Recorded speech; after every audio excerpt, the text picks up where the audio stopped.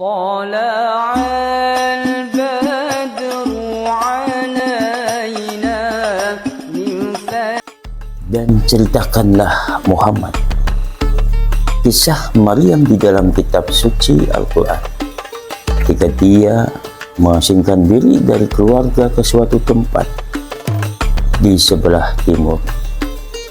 Ayat ini mengisahkan tentang Maryam, seorang wanita solehah yang dipilih oleh Allah Subhanahu wa Ta'ala.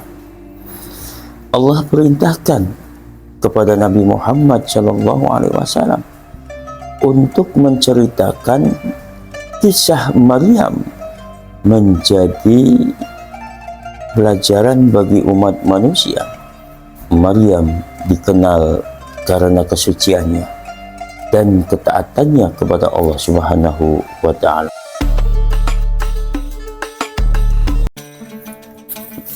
Ketika Maryam menjauh dari keluarganya ke tempat di sebelah timur, hal ini menunjukkan sikapnya yang ingin menyendiri untuk beribadah dan mendekatkan diri kepada Allah. Tempat ini disebutkan sebelah timur, yang oleh sebagian mufasir dipahami sebagai tempat yang strategis untuk mendapatkan ketenangan. Keteladanan Maryam menjadi teladan bagi wanita muslim dalam hal menjaga kesucian, ketaatan, dan hubungan spiritual dengan Allah Subhanahu wa Ta'ala. Dalam konteks sejarah, Maryam mempersiapkan dirinya untuk menerima takdir besar atas kelahiran Nabi Isa alaihi salam yang merupakan mukjizat dari Allah Subhanahu wa Ta'ala. Hikmah kisah ini, Allah memerintahkan untuk menyebut kisah ini sebagai pelajaran agar umat manusia memahami kebesaran Allah yang menciptakan segala sesuatu dengan kehendaknya. Maka dia mengadakan takdir yang melindunginya dari mereka, lalu kami mengutus kami kepadanya, maka ia menjelma di hadapannya dalam bentuk manusia yang sempurna.